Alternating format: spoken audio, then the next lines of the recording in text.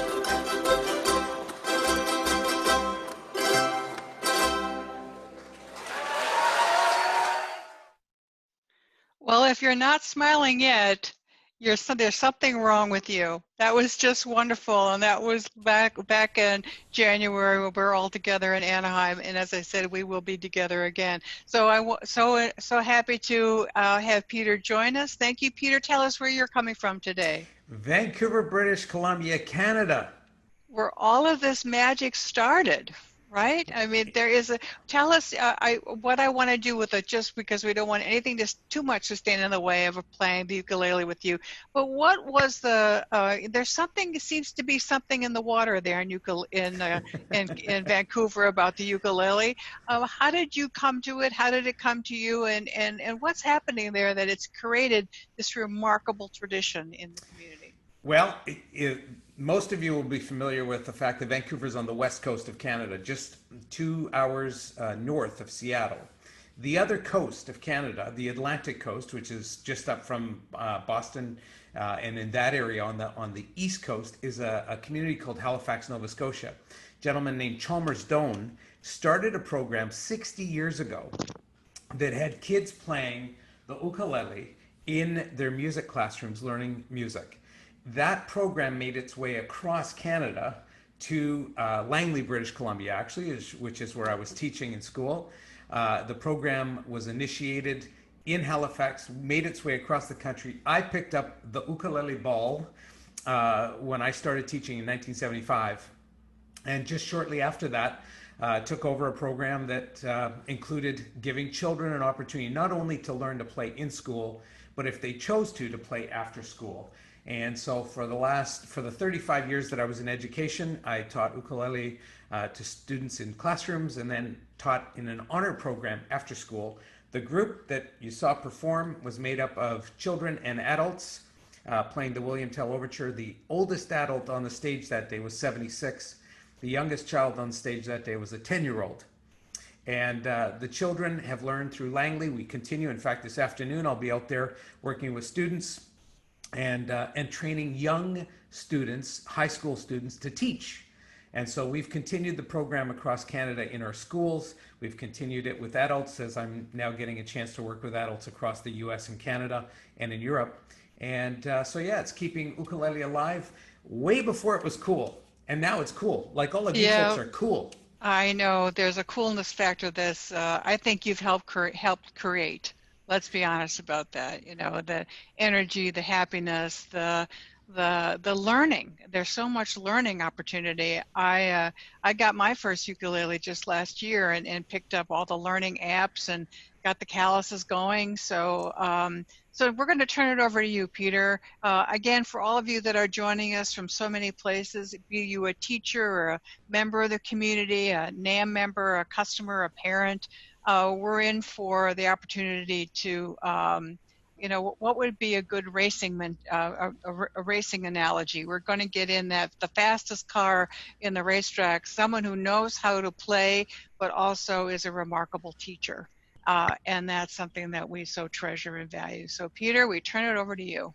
Thank you very much, Mary. And I'm looking on the screen. I can't see everybody, but I do see some familiar faces. It's great to see. I see Sam and I see Nancy. I see Jennifer. To all of you, hello and welcome. Good to see you, Jennifer. So what I'm going to do, hey, Lauren. So what I'm going to do is I'm going to take all of you through a process of learning to play the instrument in a couple of different ways. You're going to play it. You're going to make music on it. And I'm going to teach you about music as you go. So this isn't just going to be a hum and strum. We're not going to have a sing-along here. This isn't a ukulele circle. This is me teaching you a music lesson on the ukulele.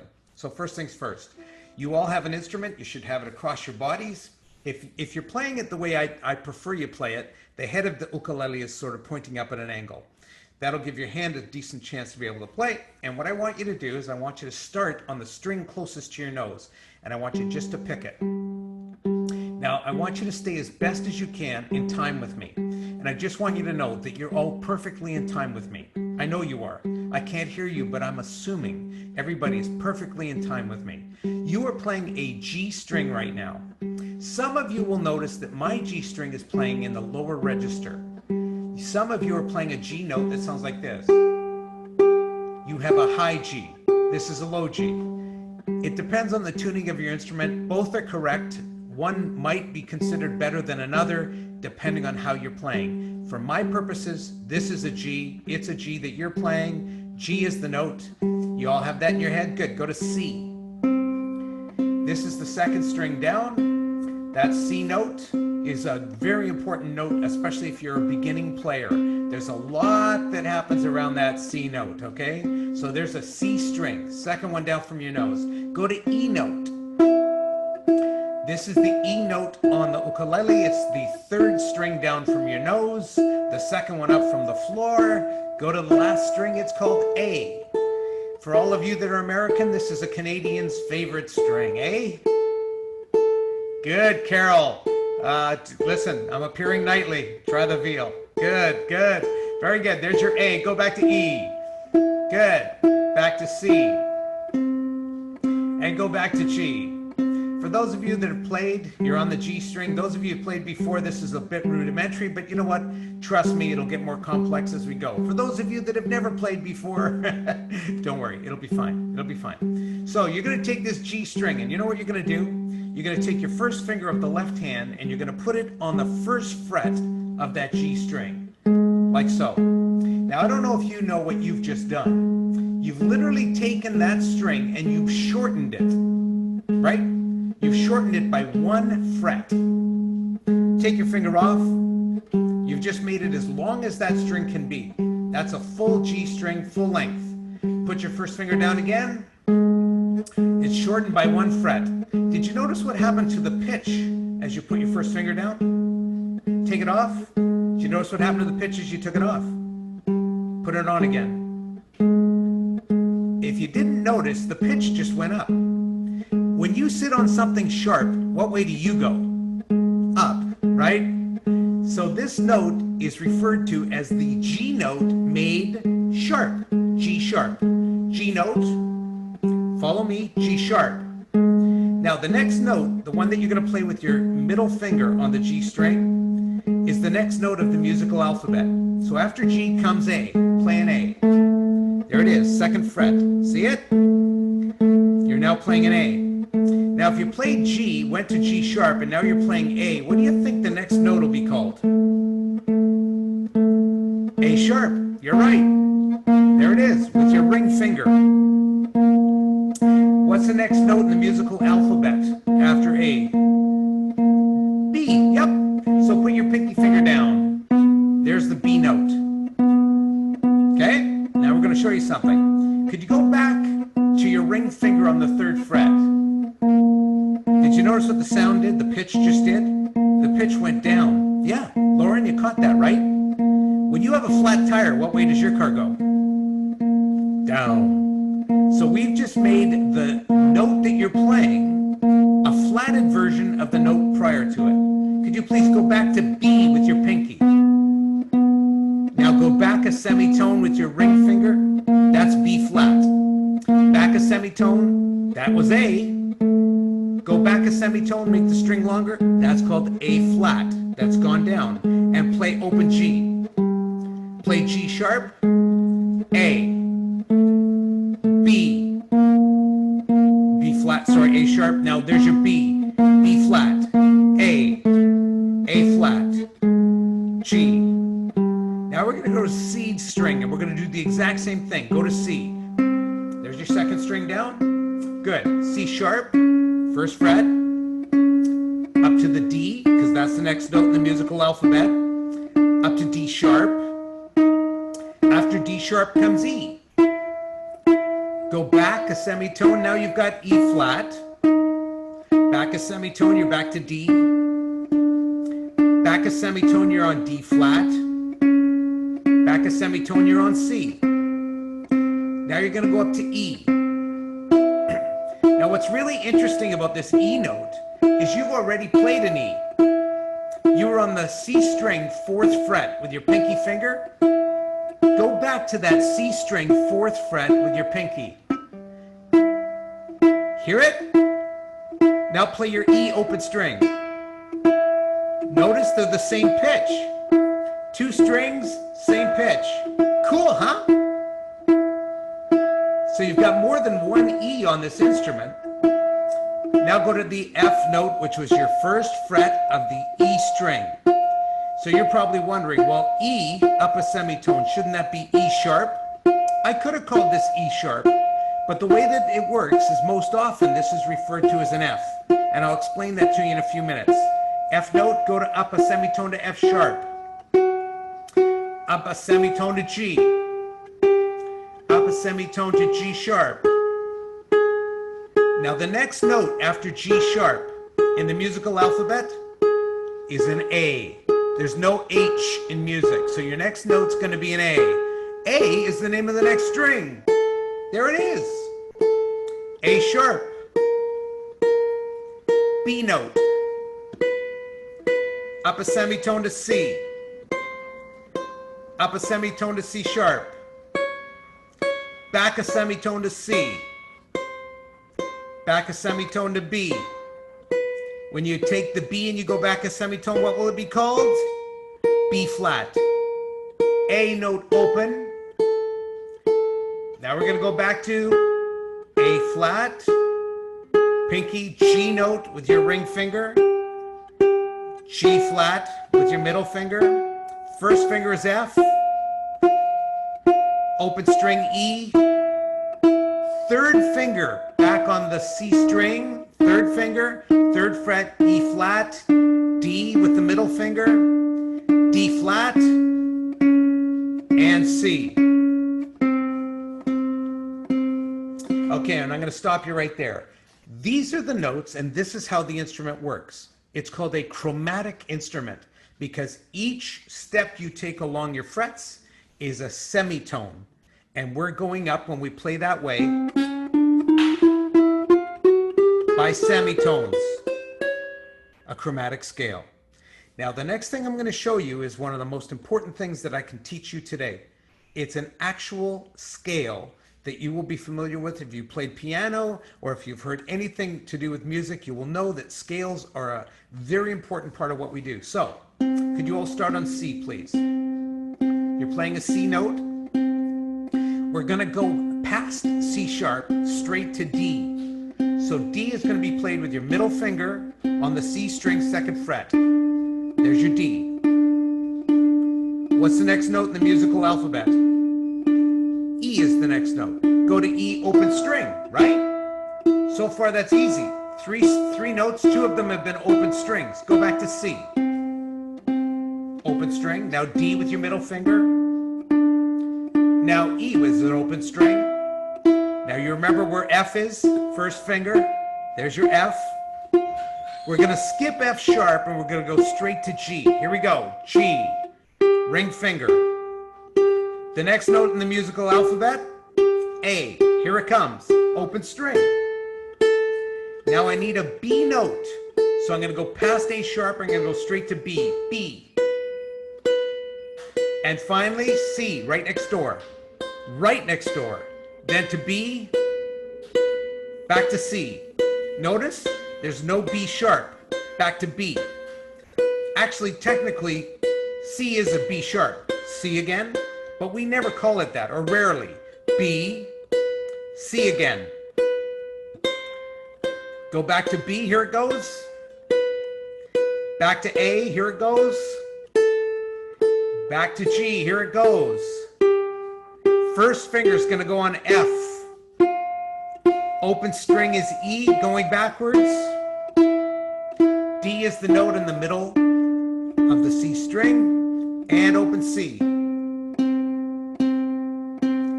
Ladies and gentlemen, you've just played a C scale. You've just played the notes of a C scale. Here's what we're going to try together.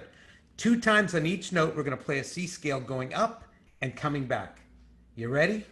On my count, C note. 1, 2, ready. C, C, D. E is open. First finger on the F. G with your third finger. A is open. Middle finger on B. Next door is C. B. Open A. Third finger on the G of the E string. F with your first finger. E. Open string. D. And C. This time what I want you to try is actually calling out the name of the note as you play it. And we're going to do it one time on each note. Here it comes. 2, 3, go. C, D, E, F, G, A, B, C, E, A, G, F, E, D, C. I love it. And one of the things that you can do is continue to practice playing that scale so that you get it at a tempo that's reasonable.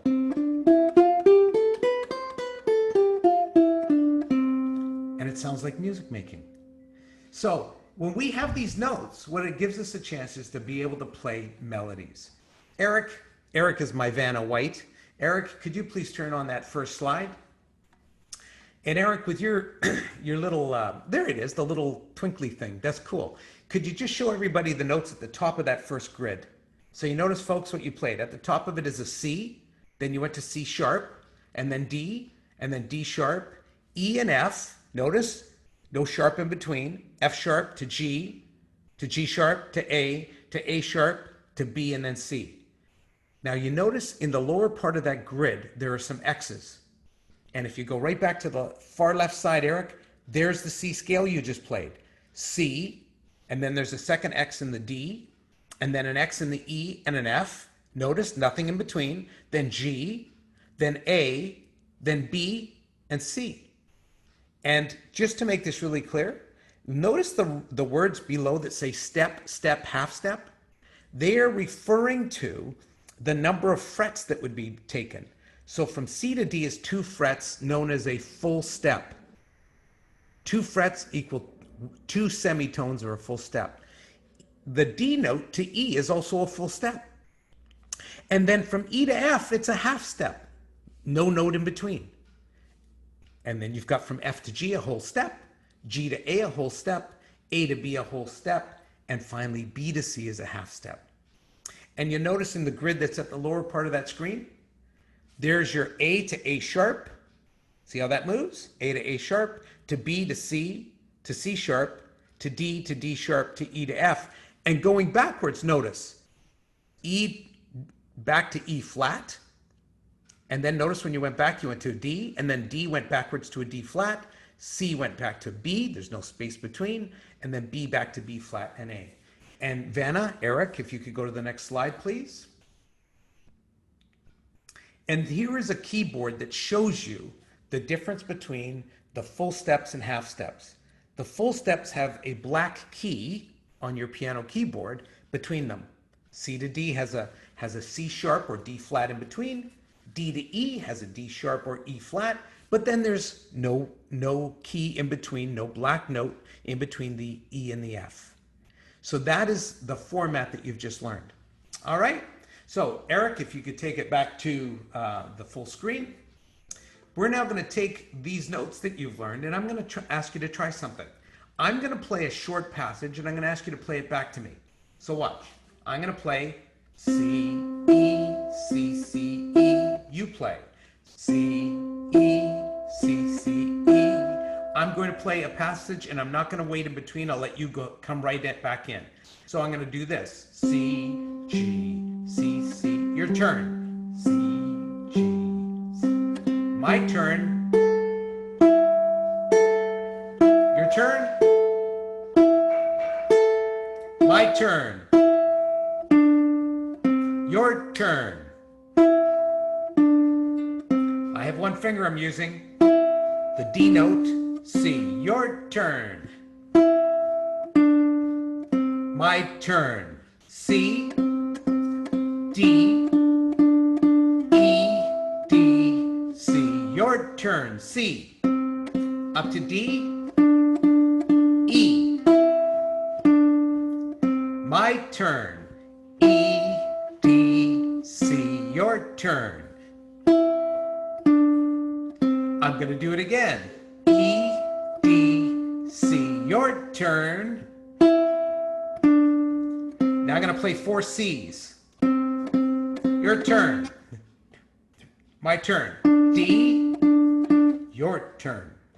My turn.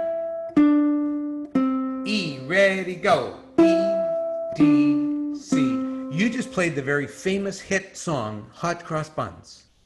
You picked out the melody of it by picking the notes out of the C scale. So let's try playing that. You know the song in your ears, right? Hot cross buns. Try playing it. If you want to, sing it as you play it. Ready? 2, 3, and hot cross buns, and hot cross buns. C note. 1 a penny, D a penny, hot cross buns. That's playing melody notes on the ukulele. That's the essence of playing melodies. They're notes from the scale that you play out. But there's more to the instrument than just playing melodies. You know this. In fact, can I get you to all put down the high C note with your ring finger, like so? Now what I want you to do with your right hand is not pick out one note, but strum your thumb, run your thumb across all 4 strings like so. Your turn. Ready? Go. Do that 4 times and try and keep it in time with me. Ready? Go. 1, 2, 3. Keep going. 1, 2, 3, 4. Keep going. Beautiful. You guys are awesome. Awesome. This is beautiful. You know what you're doing? You're playing a chord. You're playing the C chord. That's what you're doing. It's amazing. Now watch this. This is a very famous song. I want you to all sing it with me. This is a very famous song. In fact, I've heard rumors that King Kamehameha used this song when he brought his native armies to go and travel across the Pacific to conquer the native islands. I did. I heard it. And King Kamehameha would use this song as an inspiration to his warriors. So try it along with me. You'll know it. I think you've heard it. C chord. Ready? Here it comes. Do it with me. Ready? King Kamehameha and all the warriors in the canoes going across, singing. Row, row, row your boat gently down the stream. Merrily, merrily, merrily, merrily, life is but a dream. See that? King Kamehameha. No, really, I heard it. I heard it from a Hawaiian. Now watch. Instead of strumming, hit every note individually, like this. Hear that? This is called playing an arpeggio. You're breaking the chord up into 4 separate notes. Hear it? It's an Italian word. Arpeggio. I love that. It's great. My mama, she would have liked it. This is an arpeggio. Okay? Here's what happens when you play an arpeggio to a song. Keep playing the C chord arpeggio. Here it comes. Frère Jacques, Frère Jacques, dormez-vous, dormez-vous. In English, morning bells are ringing, morning bells are ringing. Bilingual. Ding, dang, dong. Ding, dang, dong. And stop. Folks, when you have the ability to play a chord, you can play it in a variety of ways with your right hand, but your left hand is playing notes that combine to make a harmonized part of your singing. This is a chord. Can you do something for me? Just tell me, what's the name of the string that's closest to your nose while you're playing a C chord? While the chord is played, what's the name of that note? G. I saw it. I saw your lips. G. What's the name of the note on the second string down while you're playing a C chord? What's the name of that string? What's the name of that note? C. What's the name of the third note down while you're playing that chord? E. That's right. That's right. What's the name of the last note while you're playing the C chord? C. To review, G note, C note, E note, C note. That's 4 notes with 3 different names. Vanna, could you please bring up the next slide? When you, in fact, are playing a chord, you're taking notes from the scale and you're combining them together. Next slide, please, Vanna. These are notes written down on the staff.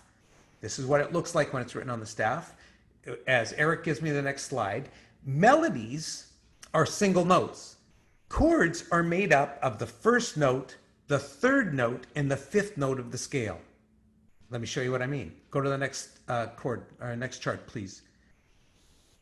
the C note, the E note, and the G note. And then if actually, Eric, if you could point to the C, do your Vanna thing, the high C, there it is. Those are the 4 notes that you played on your strings when you played the C chord. And if you look at the piano keyboard, you'll notice the first is the C, the second note is the third note of the scale, E, and the last note, the third note, is a G. It's the 5th note of the scale. Every time you play the first, the third, the 5th, you're playing a major chord. But Peter, that's only 3 notes. I know, you have 4 strings. So one of the notes is likely going to be repeated. And in this case, it's the C. Eric, could you go back to full screen and then get ready for the next slide after this, okay? So folks, that's your C chord. Could you please all take your first finger, put it down on F? Could you please take your middle finger, put it on A, which is the 2nd fret of the G string? It looks like this. There's your A, there's your F, A. Good. Folks, could you please strum on the F chord? Row, row, row your boat gently down the stream. Merrily, merrily, merrily, merrily, life is but a dream. See, it works the same way. Exact same way. This is an F chord. Okay, stop playing for a sec.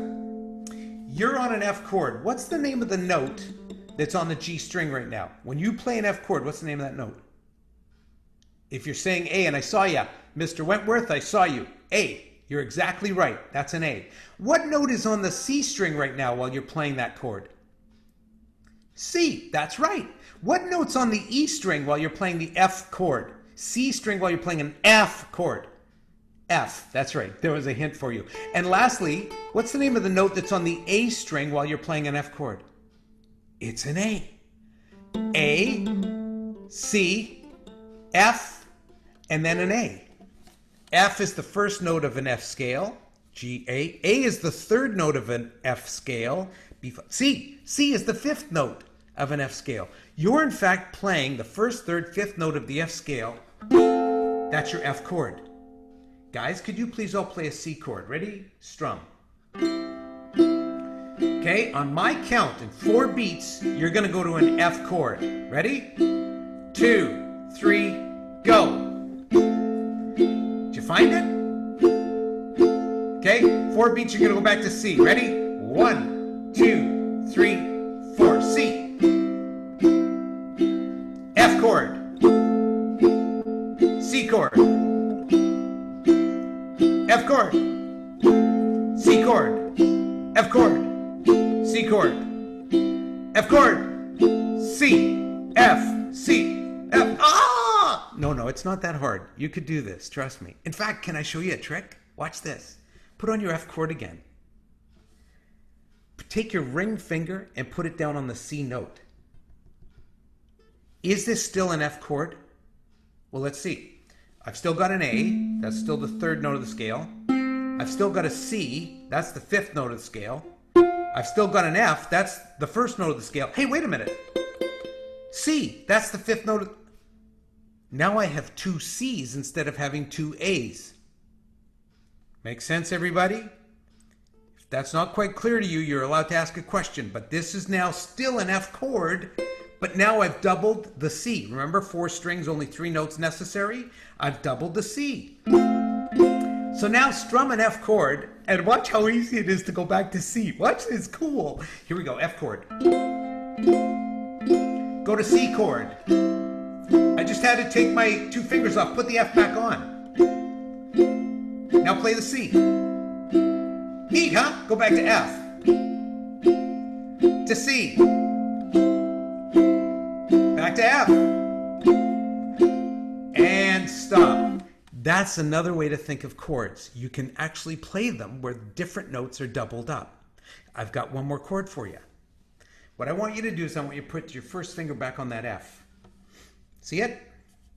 Now I want you to take your middle finger and put it on the D note. That's the 2nd note of the C scale. See it? So far I've got F and D. And now I'm going to take my ring finger. See, that's my ring on my ring finger. And I'm going to put it on the B note of the A string. It's the 2nd fret, you guys. This chord is called G7. And I'm going to get you to strum it with me. Ready? 2, 3, strum. Now this has a very different feel to it. This sounds very different from a regular major chord, and you notice it's called a 7 chord. I'm going to explain that to you in a minute as Eric gets ready with my slides. This G7 chord always wants to go to a C chord. Always wants to go to a C chord. So can you play the G7 now? Go to C. Did you feel that? Didn't it feel like it was going home? Do this for me. Slide your C note, your ring finger, back to B and put down your F and your D again. In other words, go back to a G7 chord. Now we're going to take that G7, we're going to slide it back home to C. Go now! Isn't that lovely? Slide back to G7. So I slid back to the B note with my ring finger, put the other 2 notes down. Now if I wanted to go from a G7 to an F chord, which finger would not move? Carol? The F won't move. I'm going to go to the F chord. Ready? Leave your F finger down and go to F chord now. See how cool that was? Mary, wasn't that cool? You gotta agree. There you go. There's your F. Go back to G7. Here we go. And where does G7 always want to go? Home to a C. Back to F. G7. Home to C. F chord. C chord. G7 chord. It wants to go home to C. Here we go. Go to the F chord. C chord. G7. It wants to go home to C. Here we go. And we'll stop right there. And Eric, if you could bring up the slide. So let me just make a couple of points to you folks. First and foremost, this is really important. You have these notes up top. Eric, with your pointer, thank you, Vanna. C notes up top are the C notes of the scale. Because the F note is the 4th note of the scale, it's within the scale. I'm going to play an F chord based on the 1st note of the F scale. The 3rd note of the F scale is an A. See, it skips over the G, and then it goes to a C. But all of those notes are notes from the C scale, even though it's an F chord. Okay, go to the next slide, please, Eric. When I look at the next slide, you all played a C chord earlier and a C scale. Look at the G notes that are in the C scale. G is the 5th note, B is the 7th note, D, if you continued, would be the 9th note. Well, when I follow along on the lower letters, please, Eric, there's G, which is the 1st note of its own scale, the 3rd note of its own scale, the 5th note is a D, and the 7th note in a G scale would be F sharp, except that we want an F note from the C scale. So your G7 has an F note in it. Could you go to the next slide, please, Eric? So ladies and gentlemen, this is what we're going to do for the rest of the lesson today. This is really exciting stuff. You have the ability now to play C, G7, and F. And in the scale, you notice how you've got 1, 2, 3, 4, the red letters? Well, those are the numbers of the notes in the scale. Well, what's the first note? C. So we call the first note C, we call the root chord a 1 chord because it's the 1 in Roman numerals in blue. Under the C, it shows you the 1 chord. The next note in the scale is a D. Well, the only chord that accompanies that has the D in it is the G7. So we use the G7 to accompany the C scale on the D note. Then we go back to E. E is in the C chord. It's the 3rd note. F is the 4th note of the scale, and it has the F chord. The next note is a G, which is also in a C chord. And because G is a special note, it's the dominant note of the scale, we go back to the 1 chord. And last but not least, well, 2 chords left. You have an F with the A note, because there's an A and an F chord, and G7 follows with the B. So what I'm going to have everybody try doing for me is playing the C scale 4 times in each note, and then following this. And Eric, I'm hoping everybody can see my hand on the screen. As we play, we're going to play 4 times on the C note. Then we're going to strum 4 C chords, like so. Okay, then we're going to go to the D note. We're going to pick it, and then we're going to strum the G7, or the 5/7 chord that goes with it. Then we're going to go to the E note, pick it 4 times, and the C chord that goes with it. Then you're going to pick the F note, and you're going to strum the F chord with it, the 4 chord. Remember that because G is so important, we're going to play the root chord with it. For those of you that have never played the uke before, you're going to play the G this way and the C chord with your usual way. Those of you that know this form of a C chord, feel free to go up to that C chord when we accompany it. Here we go. On a G, picking 4 times, strum the C chord with it. A note is within the F chord, strum it. B note is in the G7 chord, now strum it. And C note goes with the C chord, strum it. Back to B note, strum it. A note with the F chord, strum it. G note, strum the C chord, that's the 1 chord. F note with the F chord, the 4 chord. E note with the 1 chord, strum it. You're going to play a D with your middle finger, make the G7 chord, strum it. And a C chord with a C note. You've now got the relationship between the chord that accompanies the melody and the melody pitches from the C scales. So if there's time in today's session, I'm happy to show you a way to combine those two so that you get things like this.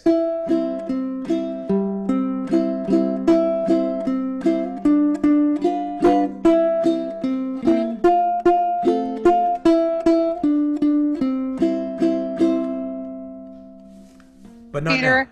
Yes. Peter, this is Mary. I'm just going to say to everybody, you just experienced something pretty miraculous, right? I mean, here we've learned to play an instrument, but simultaneously we've learned music theory. Yeah.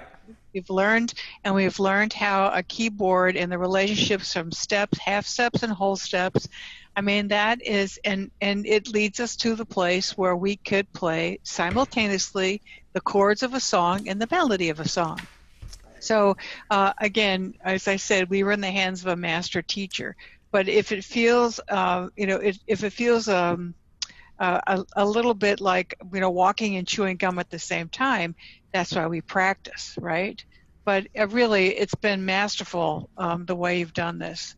That we'd have the rudiments of music that you've helped us with will translate to a keyboard, to a guitar, to any melodic instrument. And these things are basics that will guide you into playing music forever. It's just great. It is very cool. And I'm going to tell you something, 2 things. Number 1,